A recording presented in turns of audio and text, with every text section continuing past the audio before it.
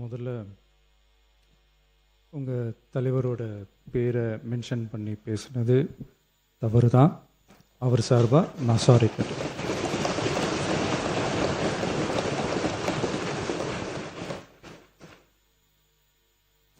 மாண்புமிகு பேரவைத் தலைவர் அவர்களே, தமிழக மக்கள் நம் உயிர் என்றால் தமிழக விவசாயிகள் நம்ம உயிர் நாடி.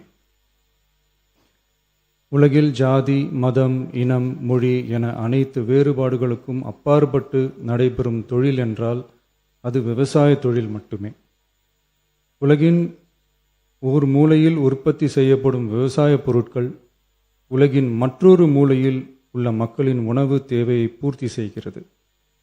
எந்த நாடு உழவு தொழிலை மதித்து விவசாயிகளுக்கு உரிய பாதுகாப்பையும் ஆதரவையும் வழங்குகிறதோ அந்த நாட்டில்தான் மக்கள் வளமாகவும் மகிழ்ச்சியாகவும் வாழ முடியும்.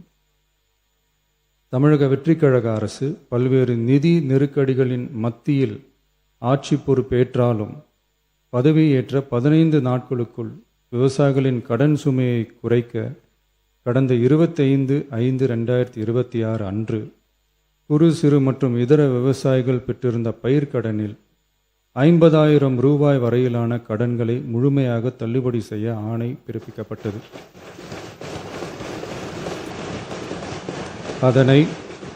அதனைத் தொடர்ந்து மாநிலம் முழுவதும் பல்வேறு விவசாய அமைப்புகளிடமிருந்து பெறப்பட்ட பயிர்க்கடன் தள்ளுபடி தொடர்பான கோரிக்கைகளை கனிவுடன் பரிசீலித்து நிதி நெருக்கடியான சூழ்நிலையிலும் விவசாயிகளின் நலனை பாதுகாக்க வேண்டியதன் அவசியத்தை மட்டும் கருத்தில் கொண்டு குறு சிறு மற்றும் இதர பெரு விவசாயிகளுக்கு 50,000 ரூபாய் வரை முழு தள்ளுபடி செய்ய அறிவிக்கப்பட்டதை உயர்த்தி ரூபாய் 75,000 வரை கடன் பெற்றவர்களுக்கு முழு தொகையையும் ரூபாய் 75,000க்கும் மேல் கடன் பெற்றவர்களுக்கு ரூபாய் 35,000 தள்ளுபடி செய்ய அறிவிக்கப்பட்டு அதன் மூலம் 14.44 லட்சம் விவசாயிகளுக்கு ரூபாய் 5,932.23 கோடி அளவிலான கூட்டுறவு பயிர்க்கடன் தள்ளுபடி செய்து 19/6/26 அன்று ஆணையிடப்பட்டது. இதில் 31/7/2026 வரை ரூபாய் 5,267 கோடி விடுவிக்கப்பட்டு 13.34 லட்சம் விவசாயிகளின் கணக்கில் வரவும் வைக்கப்பட்டுள்ளது. இச்சூழ்நிலையில் மாநிலம் முழுவதும் உள்ள விவசாய சங்க அமைப்புகளின் பிரதிநிதிகள் பயிர்க்கடன் தள்ளுபடியை அதிகரிக்க வேண்டும் என்ற கோரிக்கையை முன்வைத்து கொண்டிருந்தனர். இதனைத் தொடர்ந்து 7/8/2026 அன்று விவசாய சங்கங்களின் பிரதிநிதிகள் மாண்புமிகு மூத்த அமைச்சர்கள் மற்றும் துறை செயலாளர்களுடன் நடைபெற்ற ஆலோசனை கூட்டத்தில் அவர்களின் கோரிக்கைகள் விரிவாக பரிசீலிக்கப்பட்டது. கடந்த காலங்களில் பயிர்க்கடன்கள் தள்ளுபடி செய்யப்பட்டாலும் அரசால் கூட்டுறவு வங்கிகளுக்கு செலுத்த வேண்டிய தொகை 4 to 5 ஆண்டு கால இடைவெளியில் செலுத்தப்பட்டு வந்துள்ளது. 2021 ஆண்டில் பயிர்க்கடன் தள்ளுபடி செய்யப்பட்ட தொகை 2021 முதல் 26 வரையான காலத்தில் அரசால் 12 தவணைகளாக கூட்டுறவு வங்கிகளுக்கு செலுத்தப்பட்டுள்ளது. ஆனால் அந்த கால அவகாசம் நமது அரசுக்கு தற்போது இல்லை.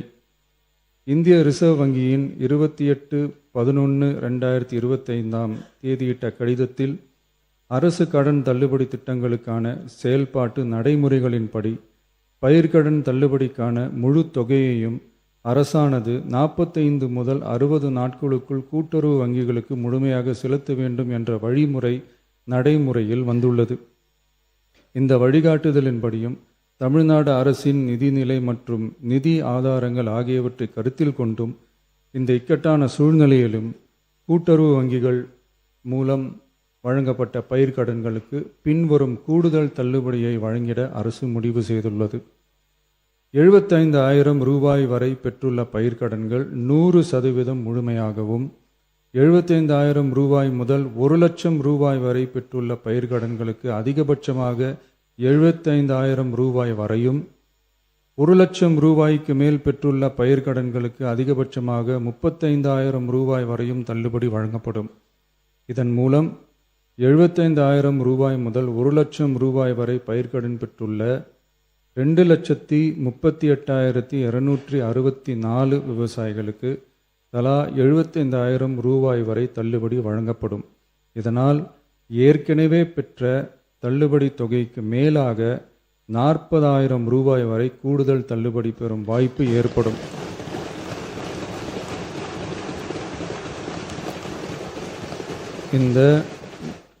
இந்த கூடுதல் பயிர்க்கடன் தள்ளுபடியால் அரசுக்கு சுமார் ரூபாய் 953.06 கோடி கூடுதல் நிதிச்சுமை ஏற்படும்.